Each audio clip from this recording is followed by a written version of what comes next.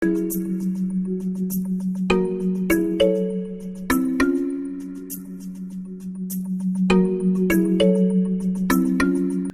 वालेकुम everyone, welcome back to another episode of the isolation central. जैसा कि आप लोग जानते हैं कि शो में अब तक हम आपकी फिजिकल और मेंटल वेलबींग की बात करते रहे हैं। इसके साथ हमने मूवीज़ पे बात भी की है, बुक्स पे बात भी की है, सोशल इशू पे बात भी की है। बट आज का हमारा जो टॉपिक है वो दोबारा कोविड स्पेसिफिक है। कुछ ऐसे चैलेंजेस जो हमारे साथ के लोग और हमारी जो सोसाइटी है वो फेस कर रही है, क्या है, इस पे हम आगे बात करेंगे। बट सबसे पहले I would like to welcome my guest for today, Zubisha Qureshi. She is my guest today. She is a member of American Psychological Association और साइकोथेरेपिस्ट बेस्ड है इस्लामाबाद के अंदर। So सबसे पहले तो मैं आपको वेलकम करना चाहूँगा शो के ऊपर। Thank you so much for joining us. Thank you Hamad for giving me the opportunity कि इतने इम्पोर्टेंट टॉपिक पे बात की जा सके जिसको एड्रेस नहीं किया जा रहा है इतना ज्यादा। जी, इससे पहले हम टॉपिक की तरफ बढ़े, पहले तो आप ये बताइए कि आपका अब तक का पेंडेमिक एक्सपीरियंस कैसा जा रहा है, क्या कर रही हैं, क्या नहीं कर रही? पेंडेमिक सरप्राइजिंगली आई नो कि बहुत सारा इसका नेगेटिव इम्पैक्ट है और बहुत ज़्यादा चैलेंजेस इंक्रीज हुए हैं, but at the same time pandemic ने थोड़ा सा ये चीज़ कर दिया कि जिन चीज़ों पे अपनी लाइफ की मैं रिफ्लेक्ट करना चाह रही थी तो थोड़ा स्लो डाउन कर दिया लाइफ को, तो it is helping in that way as well. तो मैं कहूँगी कि ये इसका थोड़ा सा अच्छा पॉइंट है मेरे लिए पेंडेमिक। चलिए, that is great to know. आज का जो हमारा टॉपिक है वो हम थोड़ा इन्फॉर्म करते चलो। वो बेसिकली हमने जिस तरह हम देख रहे थे, हमने मेंटल हेल्थ पे बात की, हमने उसके डिफरेंट ब्रॉडर पर्सपेक्टिव पे बात की कि किस तरह लोग जो है वो अपने आप को फोकस रख सकते हैं, वर्क फ्रॉम होम की क्या सिचुएशन है।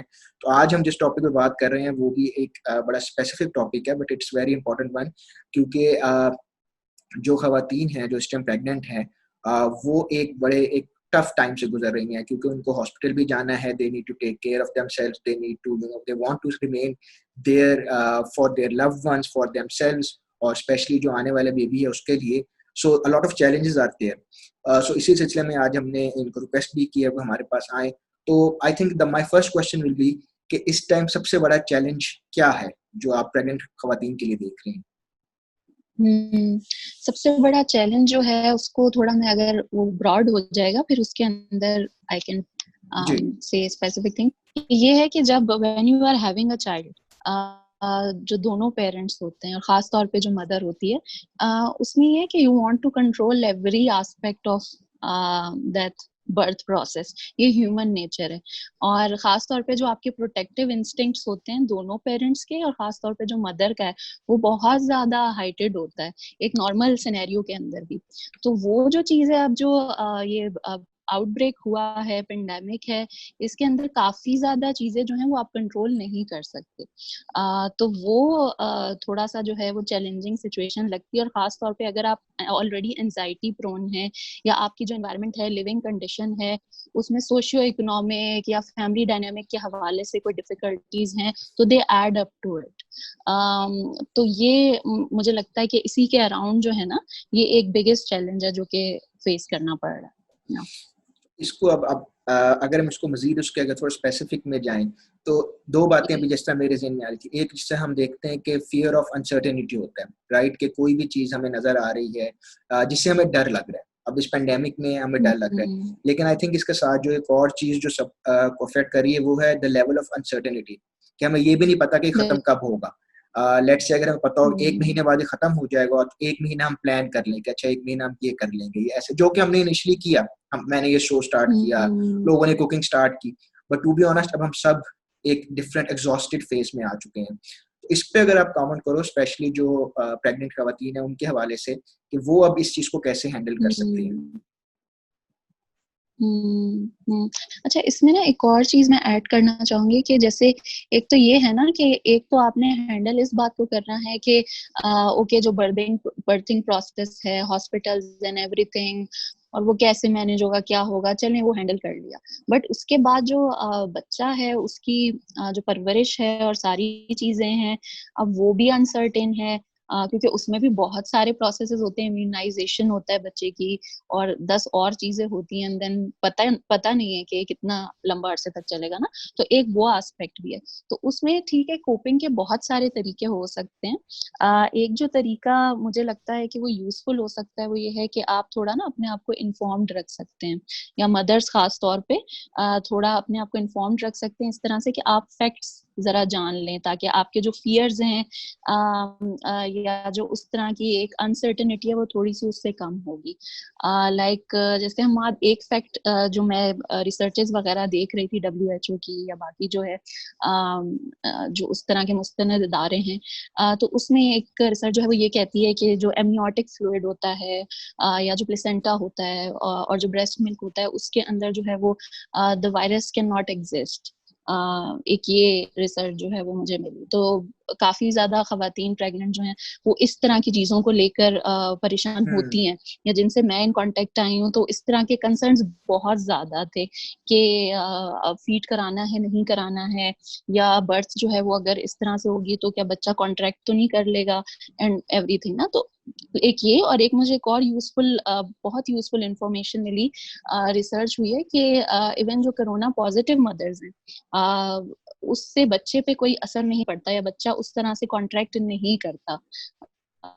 हाँ, उसके बाद अगर वो इन कांटेक्ट आया है मदर से तो वो एक अलग बात है। तो आई थिंक सो कि ये थोड़े से इस तरह के जो फैक्ट्स हैं वो काफी ज्यादा रियश्योरिंग है, और दिस इज वन पॉइंट जहाँ पे काम किया जा सकता है। जी, तो इन चीजों को अगर देखें, जिस तरह जो लोग इसको पढ़ना चाहते हैं या इस तरह के मिथ्स को एड्रेस करना चाहते हैं, उसके बारे में मालूमात लेना चाहते हैं, so what are some of the resources जिनको आप डायरेक्ट करोगे कि this is where you can go and read? बिल्कुल बिल्कुल, क्योंकि काफी ज्यादा लोग जो हैं वो जो फियर्स आपके हैं या जो थोड़ी सी ना इरेशनल चीजें हो जाती हैं और आप फिर इमेजिन करना शुरू हो जाते हैं कि वर्स्ट आउटकम उसकी, तो ये बहुत ज्यादा हेल्पफुल होती हैं इस तरह की चीजें। तो ये मुझे एक यूजफुल चीज इसके अंदर लगती है।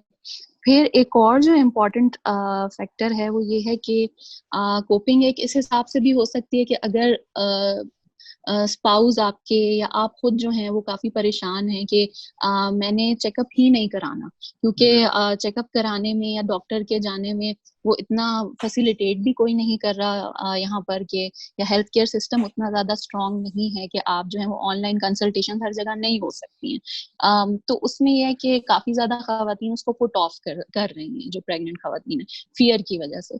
तो उसमें ये देखा जा सकता है या आप ये मेजर्स ले सकते हैं कि पहले से ही जब आप कंसल्टेशन तय कर रहे हैं, रख रहे हैं, उसमें आप प्रिकॉशनरी मेजर्स पूछ सकते हैं ना, कि अगर मैं अल्ट्रासाउंड के लिए जा रही हूँ या मैं फलाने लैब टेस्ट के लिए जाना जरूरी है बहुत ज्यादा, तो मैं क्या करके आऊँ, वहां पर क्या फैसिलिटी होगी, जो टेक्नीशियन होगा उसके साथ मेरा कितना कांटेक्ट होगा and everything. I think so कि this can also help in coping, या वो फियर को थोड़ा सा ना एलिमिनेट कर सकता है आपका, कि आप जाएं, और क्योंकि चेकअप कराना बहुत ज्यादा जरूरी है और उसको पुट ऑफ करना is not a healthy thing.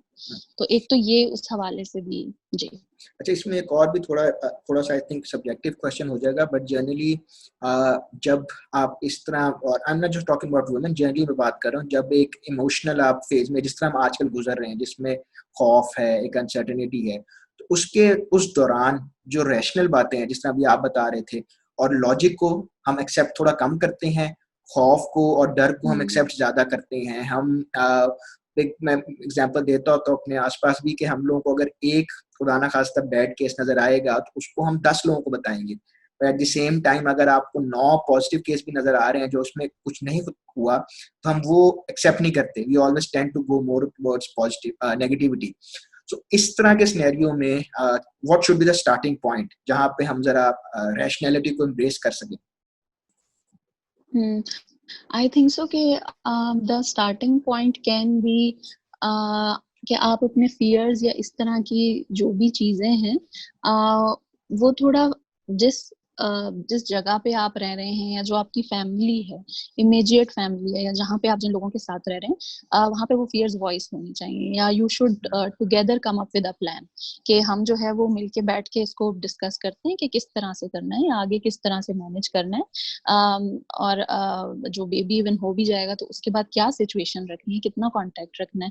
इसमें एक और चीज बड़ी अहम है कि वो खवातीन जिनके ऑलरेडी बच्चे हैं और वो दोबारा एक्सपेक्ट कर रही हैं, तो वो भी बड़ा कॉम्प्लिकेटेड एक मैटर हो जाता है कि you have to protect those children as well, and then you have to protect वो वाली सिचुएशन। तो उसमें फैमिली का बहुत ज्यादा रोल है, उसमें स्पाउस का बहुत ज्यादा रोल है, क्योंकि अब इस तरह की सिचुएशन में you are expecting your spouse to be your eyes and ears जब ये वाली सिचुएशन होती है। और उसमें जो है वो जो स्पाउस है उनको बड़ा अंडरस्टैंड करने की जरूरत है, या जो लोग सुन भी रहे हैं अभी, क्योंकि I have seen this trend, या जो क्लाइंट्स हैं वो इस चीज को मेंशन करती हैं कि जो हस्बैंड्स हैं वो उतना ज्यादा ध्यान नहीं दे रहे, या वो बाहर सोशल डिस्टेंसिंग को मेंटेन नहीं कर रहे हैं, और एंड ऑल दैट। क्योंकि ये समझना बहुत ज्यादा जरूरी है कि बीइंग अ स्पाउस आप खास तौर पे इस तरह की सिचुएशन में यू हैव टू अंडरस्टैंड, या you have to talk to your spouse, या be very assertive about it कि ये वाली चीज जरूरी है, सोशल डिस्टेंसिंग मेंटेन करना जरूरी है, और घर में इस तरह की सिचुएशन अफोर्ड नहीं की जा सकती है। प्लस ये है कि ये बेसिकली एक स्टार्टिंग पॉइंट हो सकता है, या ये एक ऐसा पॉइंट हो सकता है कि जहां से आप डिसाइड कर सकें कि पूरी चीज प्लान आउट कैसे करनी है, आगे क्या करना है एंड ऑल दैट। तो ये आई थिंक सो कि जी ठीक है। अच्छा, इसी से मैं भी इसी तरह बल्कि आ रहा था कि मेरा नेक्स्ट क्वेश्चन यही होना जो आपने आंसर कर दिया कि कम्युनिकेशन का इसमें कितना रोल है। वो जिस तरह आपने एक्सप्लेन किया कि that should be our starting point.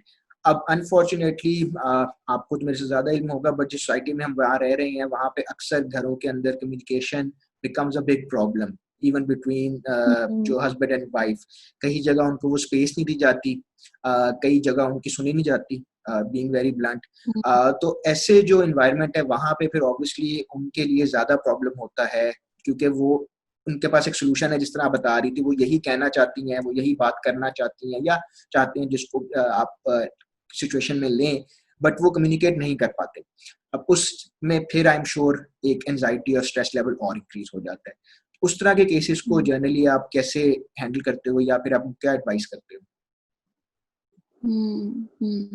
अच्छा, उस तरह के केस में ये किया जा सकता है कि अगर खातून जो हैं वो खुद कम्युनिकेट नहीं कर सकती हैं ड्यू टू सर्टेन फियर्स, या उनको लगता है कि उनकी बात इफेक्टिव नहीं है, तो you can choose a mediator with in the family. क्योंकि अगर आप जॉइंट फैमिली सिस्टम के अंदर हैं तो वहां पर somebody else can talk about it on your behalf. एक तो ये चीज हो सकती है। दूसरी ये चीज हो सकती है कि अगर आप जॉइंट फैमिली में नहीं हैं और अगर आप अकेले रह रहे हैं और वो स्पाउस आपके साथ हैं, तो उस सिचुएशन में मतलब इट्स वेरी डिफिकल्ट।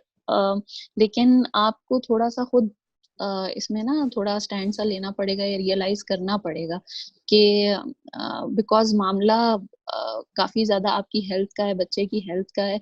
तो as much as you can communicate that, I am not saying कि आप अचानक से कोई कम्युनिकेशन लर्न कर लेंगे या बिल्कुल उस तरह से हो जाएगा, लेकिन as much as you can do it. या फिर जो डॉक्टर हैं, अक्सर जो है वो डॉक्टर्स भी इसमें रोल प्ले कर लेते हैं, या जो आपकी ओबीजन है वो उसमें काफी ज्यादा मीडिएशन कर सकती हैं कि if they can talk to the spouse while you are there, या आप उनके सामने रेस कर सकते हैं अपने ये कंसर्न्स वगैरह। तो ये भी एक सूरत हाल इस सिचुएशन के अंदर हो सकती है, क्योंकि कम्युनिकेशन का अगर इशू है तो वो शुरू से है ना कपल के अंदर, और उसको उस तरह रिजॉल्व नहीं आप कर सकते, लेकिन ये चीजें या ये मेजर्स प्रैक्टिकली लिए जा सकते हैं। ठीक है। अच्छा, इस पे हम दोबारा जो हमने स्टार्टिंग पॉइंट था उस पर दोबारा आए, तो what are some of the practical steps जो के साइकोलॉजिकल उनके इफेक्ट्स हैं, या जो पेंडेमिक के आ रहे हैं उसको अगर हमने कर्ब करना है, कंट्रोल करना है, सो व्हाट आर 2, 3, 4 थिंग्स जो कि हम कर सकते हैं, खवातीन या मर्द कर सकते हैं to control our anxiety stress level? हाँ बिल्कुल। अच्छा, अब इसके अंदर एक चीज जो बहुत कॉमन है, एंड आई एम श्योर ये बहुत ज्यादा डिस्कस भी हो चुकी है, लेकिन मैं फिर इसके ऊपर एम्फेसाइज करूंगी सबसे पहले कि जो आपका एक्सपोजर है मीडिया का, वो आपको कम करना पड़ेगा। खासतौर पे जो खवातीन है उनको कम करनी पड़ेगी ये चीज, क्योंकि आप कॉन्स्टेंटली वो न्यूज देख रहे हैं, और जब वो न्यूज आप देख रहे हैं तो it creates a certain image in your mind, क्योंकि आपके पास रेफरेंस पॉइंट भी नहीं है ना कोई उसके लिए। यानी कि अगर पहले कभी ऐसा हुआ नहीं है, तो आपका माइंड उसको कोई अपनी ही इमेजिनेशन यूज करके उसको मजीद वर्स बना सकता है, because there is no reference point. तो वो मीडिया का जो एक्सपोजर है उसको कम करने की जरूरत है, या इसके बारे में पढ़ने से कुछ नहीं होगा, इंफॉर्मेशन हासिल करने से कुछ नहीं होगा। अगर इंफॉर्मेशन आपको चाहिए ही है तो वो यूजफुल फैक्ट्स जो हैं, जिस तरह से अभी मैंने शुरू में डिस्कस किए, वो फैक्ट्स काफी होते हैं, लेकिन you have to consciously like maintain it के मुझे जितना भी पता चल जाएगा कि कोरोना क्या होता है, इसमें क्या हुआ, चाइना में क्या हो रहा है, फलाने मुल्क के अंदर क्या हो रहा है, उससे कोई फायदा नहीं है। वो मेंटल हेल्थ के लिए बहुत ज्यादा जो है वो डिटीरियोरेटिंग है, वो आपको मजीद स्ट्रेस और एंजाइटी में इजाफा करता है। तो एक तो उसको थोड़ा सा एलिमिनेट करने की जरूरत है ना, तो वो एक फैक्टर इसके अंदर हो सकता है। क्योंकि अच्छा। एक हमारा ये भी इशू आ रहा है कि जिस तरह आप देख रहे हो मीडिया पे चल रहे हैं, फिर हमारी एक व्हाट्सएप यूनिवर्सिटी है, हमारी यूट्यूब की यूनिवर्सिटी है, वहाँ पे भी जो है वो एक बेइंतहा के जो है वो स्पैमिंग चल रही है। और जिस तरह मैं अक्सर दोस्तों से बात भी कर रहा हूँ, तो डे 1 से लेके अभी तक WHO की गाइडलाइंस मोर और लेस वही हैं, प्रिकॉशनरी मेजर्स, आप मास्क पहने, आप हाथ धोएं, आप सोशल डिस्टेंसिंग करेंगे, 6 फुट का डिस्टेंस रखें, जी जी। क्योंकि इससे आगे अभी तक हम लोग बढ़ नहीं सके, कोई कॉन्क्रीट हमारे पास सोल्यूशन आया नहीं है। बट यही आई थिंक जब हम लोग वो देखते हैं, आप यूट्यूब या व्हाट्सएप या कोई इस तरह का देखें, तो हर रोज हमें एक वीडियो या ऑडियो क्लिप आता है जिसमें किसी ना किसी ने कोरोना का इलाज जो है वो दरियाफ्त कर लिया होता है, और फिर हम सारे वो उस तरफ चल पड़ते हैं, और अनफॉर्चुनेटली आजकल वो डायरी और टाइफाइड में भी फिर रिजल्ट निकल रहा है। अच्छा, ये तो बात हम कर रहे थे उन लोगों की, यंग कपल्स की, जिनके जो है वो एक्सपेक्ट कर रहे हैं अपना पहला बच्चा या दूसरा child, but who are in middle of this right now, 2 महीने 4 महीने जिस तरह भी उनका जिस जगह भी है। But what about people who are planning to conceive, और अब एकदम पेंडेमिक आया और now they must be afraid about it, they must be rethinking about it कि is it the right time, is there a right time. Again वही बात आ रही है कि अनसर्टेनिटी है, पता फिर भी किसी को नहीं है। So what is your suggestion कि what should be on their checklist before they make a decision? अच्छा, इसके अंदर ये कि ये इस तरह के कपल से मेरी भी बातचीत हुई है, तो उनको अभी काफी ज्यादा नेगेटिव रिस्पॉन्स मिलता है जब कपल जो है वो बताते हैं या इस तरह की प्लान बताते हैं कि we are trying to conceive, तो वो काफी नेगेटिव रिस्पॉन्स देखने को मिलता है। आई थिंक ऐसा नहीं होना चाहिए, because everyone is entitled to their own decisions. इसमें सिर्फ आप थोड़ा प्रैक्टिकल होके सोच लें कि आपके पास फाइनेंशियली इतने रिसोर्सेज मौजूद हैं कि आप किसी क्राइसिस में तो नहीं जाएंगे इसकी वजह से, या आप कोई रिस्क तो नहीं ले रहे फाइनेंशियल तौर के ऊपर, because then you can see in this manner के ओके इट्स नॉट अबाउट के जो प्रेगनेंसी है उसी में ये सारी चीज खत्म हो जाएगी और मामला खत्म हो जाएगा। You can at least think of 2 years ahead कि अच्छा 2 साल का अगर ये पीरियड है और उसमें इफ आई एक्सपेक्ट के ये पेंडेमिक वाली सिचुएशन उतने अच्छे तरीके से रिजॉल्व नहीं होती है या वो बहुत बैडली इफेक्ट करती है इकोनॉमी को, तो 2 साल का है मेरे पास फाइनेंशियल ग्राउंड कोई या उस तरह की सिचुएशन, तो रिस्क नहीं लेना चाहिए फाइनेंशियली।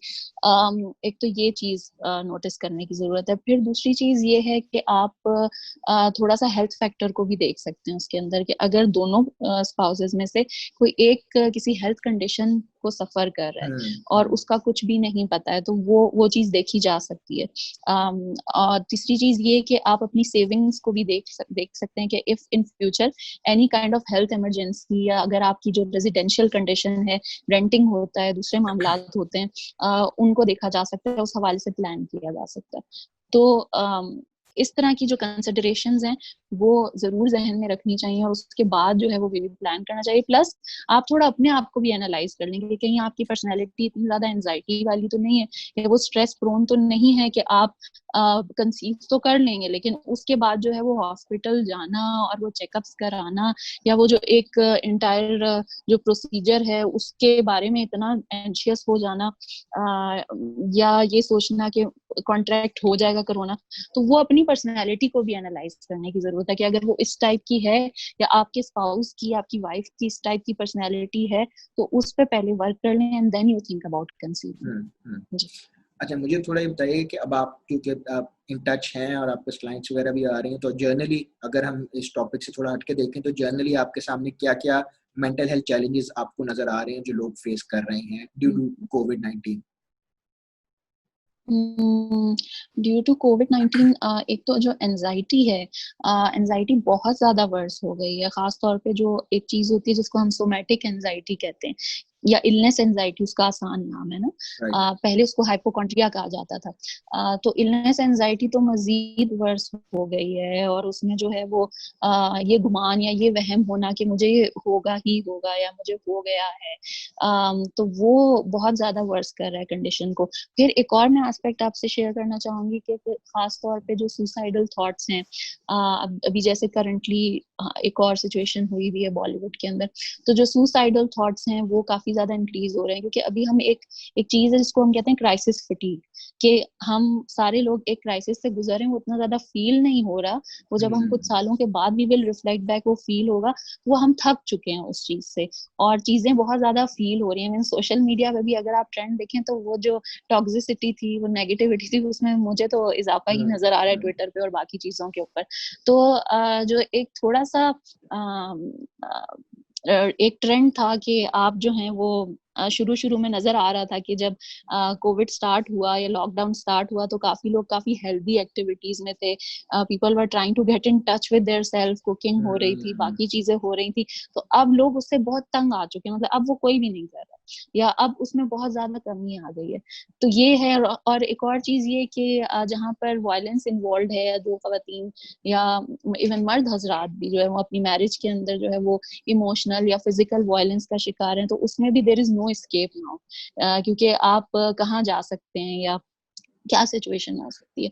तो वो थोड़ा सा ट्रॉमा में और इस तरह की सिचुएशंस में भी इंक्रीज नजर आया है। प्लस अगर टीनेजर्स के हवाले से देखें तो उसमें तो बहुत ज्यादा मुझे कंप्लेंट्स आती, उसमें ये सिचुएशन है कि अब घर के सारे लोग उससे एक बच्चे के पीछे पड़ गए ना, कि तुम्हारा खासतौर पे जो ओ लेवल ए लेवल के डिले हुए एग्जाम्स, तो अब वो पढ़ाई करें, और वो सारों की फ्रस्ट्रेशन का मरकज या वो एक पंचिंग बैग टाइप जो सिचुएशन है वो बच्चा बन जाता है, और उस बच्चे को नहीं पता है, पेरेंट्स या घर वाले वो ये नहीं सोचते कि इस बच्चे को नहीं पता कि कोपिंग स्ट्रेटजीज क्या होती हैं, या लाइफ की इन चीजों से या इस तरह के इमोशनल इश्यूज से मैंने कोप कैसे करना है, हर बच्चे को नहीं पता होता, और आप उसको सिखा भी नहीं रहे हैं वो चीज, तो बच्चे के लिए बड़ी मुश्किल सिचुएशन हो जाती है। And teenagers are complaining a lot about suicidal thoughts और वो फ्रस्ट्रेशन वगैरह, तो थोड़ा इस तरह की चीजें जो हैं वो इंक्रीज में आई। आप सही कह रहे हो। इसमें एक मेरा क्वेश्चन भी इसमें आगे था और हमने पहले भी शोज पे बात की है, वो ये थी कि एक तो एंजाइटी और स्ट्रेस लेवल क्रिएट हुआ है ड्यू टू दिस पेंडेमिक जिसमें हम आजकल हैं, but secondly a lot of people जो ऑलरेडी एग्जिस्ट, जो कि ऑलरेडी फेस कर रहे थे डिफरेंट मेंटल हेल्थ चैलेंज, जिनको एंजाइटी की शिकायत थी पहले, या उनको स्ट्रेस लेवल की शिकायत थी, या वो ऑलरेडी किसी भी सिलसिले में स्ट्रगल कर रहे थे, तो उनके लिए एक एड ऑन जिसे हम कहते हैं वो हो गए, एडिशनल बर्डन उनके कंधों पर आ गया। इस पे अगर आप कमेंट करो कि जो लोग बिल्कुल। पहले स्ट्रगल कर रहे थे, it's a bigger challenge for them. And yes it's quite sad as well कि आप ऑलरेडी डिप्रेशन के अंदर हैं, या आप डिप्रेशन का शिकार हैं, या किसी और साइकोलॉजिकल मसले का शिकार हैं, और उसके अंदर आपके जो हालात हैं, यानी जो सर्कमस्टेंसेस हैं, वो मजीद वर्स हो गए, यानी वो लोग जो आपको स्टिग्माटाइज करते हैं अब वो हर वक्त आपके सामने मौजूद हैं। अगर अगर किसी के घर में ये बिल्कुल। सिचुएशन है ना मेंटल हेल्थ के हवाले से, या अगर आपको ये महसूस होता है कि मेरे घर वाले मुझे समझते ही नहीं, और आपके पास एस्केप था, पहले यूनिवर्सिटी थी, कोई लाइब्रेरी थी, कोई पार्क था, कुछ भी था, अब वो एस्केप भी नहीं है आपके पास। एस्केप क्या है? वो आपका इलेक्ट्रॉनिक डिवाइस है। अब उस पे भी उसके अलग मसाइल हैं कि आप की क्लासेस भी उस पे हो रही हैं, लैपटॉप पे आप बैठे हुए हैं, और फिर आपकी एंटरटेनमेंट भी वही है, तो आप 12-13 घंटे स्क्रीन के सामने ही बैठे हैं, जिसका बहुत बुरा आपकी कॉग्निटिवली भी बहुत बुरा इम्पैक्ट पड़ता है उस चीज का। एंड बाय द वे वो जो प्रेग्नेंट खवातीन के हवाले से एक कमेंट मैं ये भी इसमें ऐड करना चाहूंगी कि वो जो स्क्रीन टाइम है उसको रिड्यूस करने की जरूरत है, अगर along with the exposure to media and everything. I forgot this point but this is also a very important point जी। राइट। तो coming back to the topic जी। जी, तो अब इसमें मैं पहले भी क्वेश्चन पूछता हूँ आपसे, मेरा वही सवाल होगा कि what are some of the things that everyone हमें करनी चाहिए। जिस तरह आपने मीडिया से बात की कि मीडिया या इस तरह की जो न्यूज़ है, स्ट्रेसफुल न्यूज़ है, उससे आप थोड़ा दूर रहें और उनसे अपने आप को एक्सपोज ना करें। इसके अलावा हम क्या ऐसी जेनेरिक चीज़ें हैं जो हम अपने लाइफस्टाइल में ऐड कर सकते हैं जिससे इसमें हमें थोड़ी हेल्प हो सके? अच्छा, अगर जनरल देखा जाए, general not just pregnant women, generally अगर देखा जाए तो इसके अंदर बहुत सारे मेजर्स हैं लिए जा सकते हैं सेल्फ केयर के हवाले से।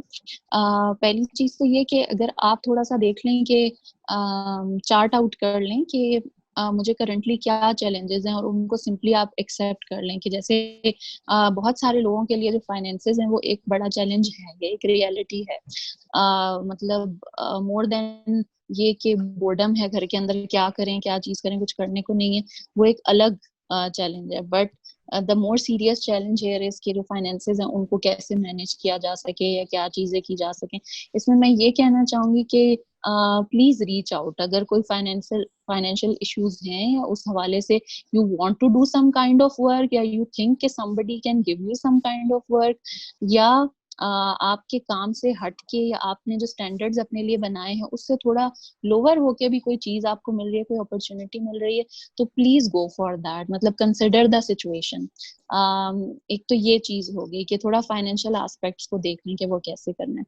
दूसरी चीज आई वुड लाइक टू से दिस के जैसे 90s में होता था कि लोग जो है वो काफी ज्यादा इंटरेक्टिव एक्टिविटीज करते थे एक दूसरे के साथ, बैठना और वो उस तरह की गपशप करना या फिर स्क्रैबल एंड ऑल कैरम दोस खेलना। थिंग्स। तो अब वो, हाँ, कैरम खेलना एंड वो एक जमाना था, तो वो थोड़ा सा हो सकता है अभी भी, लेकिन ऑनलाइन जैसे जैसे एवेन्यूज हैं, जैसे जूम है, बाकी चीजें हैं, एंड बहुत सारे ऐसे एवेन्यूज हैं कि यू कैन प्ले स्क्रैबल या you can do other things and you can do it in a group. तो वो उस तरह का कोई जरूर in a balanced way, not over do it, but in a balanced way उस तरह का जरूर ऐड करें। और अगर आपके पेरेंट्स हैं तो उनको भी उस चीज में जरा सा इंटीग्रेट करने की कोशिश करें, या उनको भी कोई नई इस तरह की मजे की चीज जो they can do online with their friends, या जो उनके रिश्तेदार बाहर मुल्क में बैठे हुए, सो you can do that thing. फिर तीसरी चीज ये है कि अगर आपके पास अवेलेबिलिटी है, अगर आपके पास रिसोर्सेज हैं, you can take up gardening या you can take an interest in to that. अगर आपका एप्टीट्यूड भी है या अगर मौका है, रिसोर्सेज हैं आपके पास, ये चीज की जा सकती है। तो इस तरह की जो सेल्फ केयर वाली एक्टिविटीज हैं वो इसके अंदर एडिशन हो सकता है। फिर ये है कि you can probably learn something, या यू कैन प्रोबेबली, अब ये टाइम है कि अगर आप एंटरप्रेन्योर हैं या आपके अंदर वो वाली चीज है, तो यू कैन प्रोबेबली थिंक कि if I can start something online. काफी ज्यादा जो कोपिंग स्ट्रेटजीज हैं वो इंटरनेट और उस तरह के अराउंड घूमती हुई नजर भी आ रही हैं, बट ऑप्शंस जो हैं वो लिमिटेड हैं अभी इस तरह की सिचुएशन के अंदर। अच्छा, one more thing that I want to add इसी के अंदर, but that is for the pregnant women. So like थोड़ा सा focus on nesting as in के अगर आपके पास रिसोर्सेज हैं तो जो बेबी का रूम होता है और वो सारी चीजें होती हैं, अगर आपका सेटअप इस तरह से है फाइनेंशियली, तो यू कैन थोड़ा सा focus on, rather than worrying या एंजाइटी वाली सिचुएशन है, थोड़ा सा फोकस ऑन डेकोरेटिंग दैट या picking up items for that या थिंकिंग अबाउट दैट। वो सारी चीजें तो आप अभी भी कर सकती हैं ना। तो एक ये उसके अंदर एस्पेक्ट है कि if you are not doing it, you should do it. Secondly, अगर आपके पास फाइनेंशियल रिसोर्सेज नहीं मौजूद हैं उस चीज के, so you can take up a skill, knitting है या कोई उस तरह की चीज है, यू कैन डू दैट। तो एक तो ये ऑप्शन हो गया। अच्छा, लेकिन इस सारी ओवरऑल अगर मैं आपको बताऊं तो the point of any kind of coping strategy should be के कनेक्ट विद पीपल, क्योंकि अभी उस तरह की जो सोशल कनेक्शन की बहुत ज्यादा जरूरत है, और आई थिंक सो कि काफी लोग उसको क्रेव भी कर रहे हैं। बिल्कुल सही कह रही हैं। अच्छा, हमारे पास एक क्वेश्चन है, सना हमारी रेगुलर लिसनर भी है, हमारी गेस्ट भी थी। वो बेसिकली पूछ रही हैं कि a friend of hers is struggling through visibly struggling through mental health issues. वो इरिटेटेड हैं, she is acting like a totally different person, और उनका एक दिन बिहेवियर एक होता है, नेक्स्ट डे टोटल चेंज हो जाता है। सो हर क्वेश्चन इज के वो अपनी फ्रेंड को या किसी ऐसे आदमी को या खातून को जाके कैसे बताएं और कैसे कन्विंस करें that they need help. and they should consult a professional. So it's not just specifically talking about pregnant women, but generally we're पूछ रहे हैं how to convince a person in that foul mood or emotional state to go and seek help. अच्छा, convince करने के लिए सबसे पहले तो जरूरी होना चाहिए कि आपको खुद पता हो कि मेंटल हेल्थ प्रोफेशनल क्या होता है, उसकी क्या टाइप्स होती हैं। एक तो दवाई वाला साइकियाट्रिस्ट होते हैं और एक जो है वो काउंसलिंग वाले या डायग्नोसिस करने वाले साइकोलॉजिस्ट होते हैं। आपको खुद पहले पता होना चाहिए। और दूसरी चीज ये कि अगर साइकोलॉजिस्ट रेफर करें तो वो करते क्या है सेशन के अंदर, मतलब आपकी फ्रेंड आपसे पूछेगी या किसी का भी दोस्त पूछेगा कि अच्छा मैं उधर चली जाऊं या चला जाऊं, वो क्या करेंगे, आपको खुद नहीं पता होता। तो वो थोड़ा सा वो जानने की जरूरत है कि पहले आपको खुद पता हो कि वो क्या करेंगे, पहले सेशन में क्या एक्सपेक्टेशन होनी चाहिए, पहले सेशन में इलाज नहीं हो जाएगा। इस तरह की चीजें जो है ना, छोटे छोटे फैक्टर्स हैं, तो ये थोड़ा ना आपकी फ्रेंड को रीअश्योरेंस देंगी कि अच्छा शी नोज, अगर ये मुझे रिकमेंडेशन दे रही है तो ये कुछ पढ़ के आई है या इसको पता है कि क्या चीज है। एक तो ये। दूसरा एक तरीका ये भी हो सकता है कि आप अपनी फ्रेंड के जो एस्पेक्ट्स हैं लाइफ के, उससे बैठे आराम से, उससे डिस्कशन करें, उसकी बात सुने। मतलब एक तो ये होता है ना कि जो बंदा मेंटल हेल्थ इश्यूज से स्ट्रगल कर रहा है वो तंग आ जाता है थोड़ा सा कि मैं किसी को भी बताऊं मुझे आगे से फिक्सिंग, मतलब उसको सब फिक्स करने पे लगे हुए हैं कि तुम ये कर लो वो कर लो। हाँ, सॉल्यूशंस देने, और वो अपनी एंजाइटी में आ जाते हैं। तो जो बेचारा मेंटल हेल्थ से स्ट्रगल कर रहा है वो उनकी एंजाइटी देख के खुद परेशान हो जाता है। तो थोड़ा सा वो वाला एस्पेक्ट ना करें and try to listen to her and then try to थोड़ा सा ना सेपरेट करें उसके फैक्टर्स के, तुम्हारा देखो ये फैक्टर है, ये फैक्टर, ये फैक्टर है, इसके लिए हेल्प लो एंड सो ऑन। जी ठीक है। इसमें अभी क्योंकि हमने टॉपिक छेड़ दिया है तो हम अगर हम इस पे आगे थोड़ा आगे जाएं, जो लोग थेरेपी साइकोलॉजिकल मतलब साइकोलॉजिस्ट के पास आना चाहते हैं, उनका अगर आप थोड़ा सा इंट्रोडक्शन दें ताकि उनको थोड़ा idea of what to expect, जिस तरह आपने भी बात की, लोगों को अंदाजा नहीं होता। और एक जो बड़ी जेनेरिक कमेंट मुझे भी सुनने को मिलता है वो ये होता है कि अच्छा जाके बातें करनी, उससे क्या होगा, बातें तो मैं तुमसे भी कर रहा हूँ या बातें मैं उससे भी करता हूँ या मैं बोलता रहता हूँ या मैं शेयर करता हूँ। तो उस पर अगर आप थोड़ा कमेंट करो कि what's the difference and what is generically एक प्रोसेस क्या होता है जिसमें किन स्टेप से हम गुजरते हैं। अच्छा ठीक है।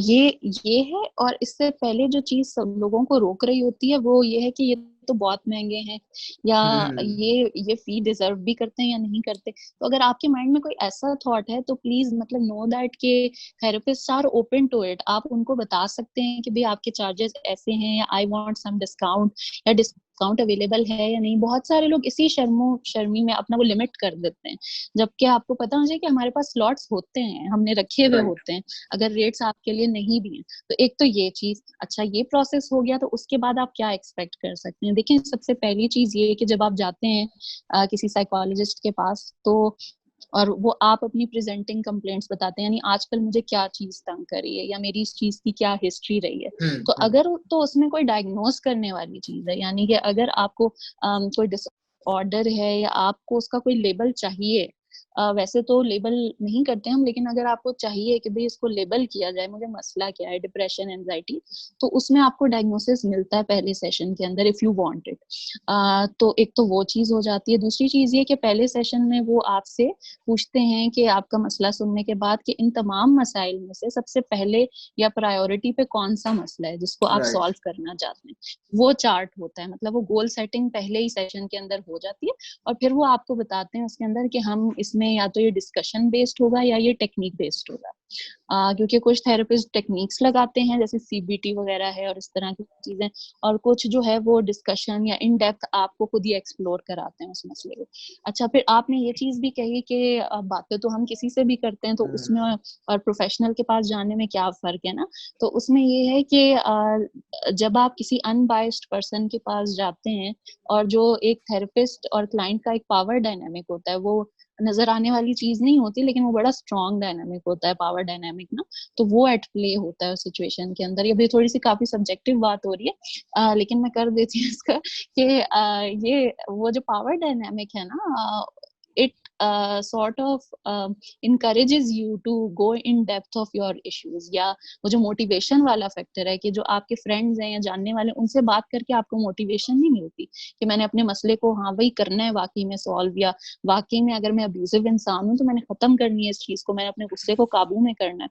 तो वो चीज है, तो उस तरह टू द पॉइंट टिप्स नहीं मिलती हैं। एक और चीज लास्ट वो ये कि आप के जो फ्रेंड्स हैं या फैमिली मेंबर्स हैं, उन्होंने उस तरह के 100-200 या हजारों ऐसे लोग नहीं देखे जिनका मसला एग्जैक्टली आप वाला है, लेकिन एक प्रोफेशनल ने 500, 600, 400, 200 लोग देखे हैं या उनका इलाज किया है जिनका एग्जैक्टली आप वाला मसला है, तो वो तो कम्प्लीटली डिफरेंट बॉल गेम हो गया। जी। नहीं, आप सही कह रहे हो, क्योंकि वो इतनी और एक प्रॉब्लम को उन्होंने इतने केसेस से देखा होता है और इतने सिनेरियोज उनके सामने आए होते हैं कि उनका एक्सपोजर बहुत ज्यादा होता है, और उनके पास फिर उसी के हवाले से जो है वो सजेशंस भी होती हैं और सॉल्यूशंस भी होते हैं. In the end, I would just like to ask if you want to add anything, if we missed out anything, if there is a closing comment, so please, the floor is yours.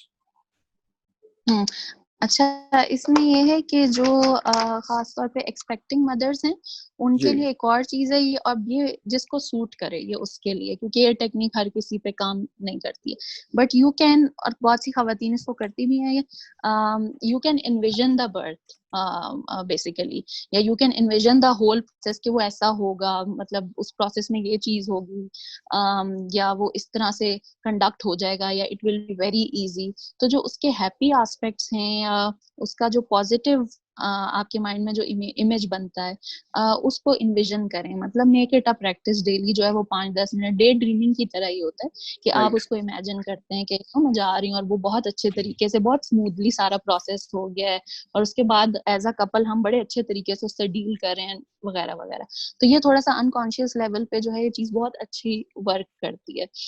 और उसमें ये भी है कि देखिए, हम कहते हैं ना कि एवरीथिंग इज क्रिएटेड ट्वाइस, पहले वो मेंटली क्रिएट होती है और फिर वो एक्चुअल फिजिकली क्रिएट होती है ना, तो वो ये प्रिंसिपल इधर भी अप्लाई हो रहा है. Right. तो ये चीज अगर जिसको सूट करती है वो प्लीज जरा इस तरह की टेक्निक्स, थोड़ी सेल्फ केयर की टेक्निक्स, वो आप अप्लाई कर सकती हैं. ठीक है. और एंड पे आखिरी मेरा क्वेश्चन ये हुआ कि अगर रिसोर्सेज मैं आपसे पूछूं तो WHO की वेबसाइट है, इस तरह की कोई एक दो मुस्तनद वेबसाइट्स को अगर आप रेफर करो जहां से लोग जरा ज्यादा इन्फॉर्मेशन भी ले सकते हैं इस हवाले से. एक तो ये है कि यूनिसेफ की जो वेबसाइट है ऑफिशियल, वहाँ पर मैंने काफी आर्टिकल्स पढ़े, और वहाँ पर एक वाइफरी एसोसिएशन की हैं, हेड हैं, उन्होंने भी काफी ज्यादा लिखा हुआ, उनके आर्टिकल्स मौजूद हैं, वो आप देख सकते हैं. फिर जो WHO की रिसर्चेज हैं उसको आप देख सकते हैं. और ये जो पाकिस्तान मेडिकल एसोसिएशन जो जर्नल है पूरा, उन्होंने भी काफी आर्टिकल्स इसके ऊपर छपे हुए हैं, वो भी देखे जा सकते हैं. प्लस ये कि अगर आप कोई हेल्पलाइन ढूंढना चाह रहे हैं या फ्री काउंसलिंग उस तरह की कोई चीज है या कम पैसों पे है, तो टेलीफोनिक काउंसलिंग अवेलेबल है, उसकी हेल्पलाइंस हैं, रोजन है, और इस तरह की एक दो और हैं, तो वो आप यूज कर सकते हैं. ठीक है. I think that was very very useful. रोजन की मैं जिस तरह आपको याद होगा मैंने भी ट्वीट की थी. Lot of people are recommending and highly appreciating the efforts they are doing, so big shout out them as well. But I think इस पॉइंट पे हम खत्म करते हैं शो को. Thank you so much for joining us, और बहुत insightful information मिली, एंड आई होप दैट लोगों को इससे ज्यादा एक मोटिवेशन भी मिली है, एक पॉजिटिव माइंडसेट भी सुनने को और देखने को मिला है. So thank you so much. Thank you, Mark. Thank you so much. Thank you. Thank you. And we are offline. चलो, हम Facebook से offline हो गए. ठीक है. अच्छा जी. नहीं, अच्छा हो गया, काफी इंफॉर्मेटिव था. जिसका बैठ के मैं अच्छा बीवी को सुनाता हूँ. अच्छा ठीक है. तो आप लोगों की अभी सिचुएशन जो है, या आपकी अपनी जो एंजाइटीज वगैरह वो सही से मैनेज हो गई, या फियर्स वगैरह जो हुए होंगे, वो सिचुएशन अब ऑन ऑफ थोड़ा होता है. Basically she is a doctor herself. तो जब आप डॉक्टर होते हैं और आप फील्ड में होते हैं तो वो फिर आपको एक्सपोजर, जब आपको ज्यादा पता होता है तो फिर डर भी ज्यादा लगता है. तो वो एक अलग सिचुएशन है. बट अभी तक ठीक है, मतलब अंडर कंट्रोल है सिचुएशन. यही मैं अभी इसको कह रहा होता हूँ कि जब होता है तो जब अभी तक आपके सामने रिपोर्ट्स सही हैं, अल्ट्रासाउंड सब कुछ सही है, ऑलमोस्ट 4 months हो गए, तो फिर मैं कहता हूँ कि be positive. But it's a struggle, I am sure, और आगे मुश्किल होगी थोड़ी, बट लेट्स सी. इसलिए चले, मैं आपसे इसका लिंक अभी शेयर कर देता हूँ, फिर आप भी feel free to share it जहां भी आप करना चाहें. 1-2 दिन तक इसका यूट्यूब का भी आ जाएगा लिंक, तो वो भी मैं आपसे शेयर कर दूंगा. बट फेसबुक पे इट्स ऑलरेडी देयर. और once again thank you so much for your time. Thank you ji, thank you. चले और अगर इन फ्यूचर भी if you want to do any kind of, तो आई एम अवेलेबल फॉर। चले, that's very kind of you, thank you. Thank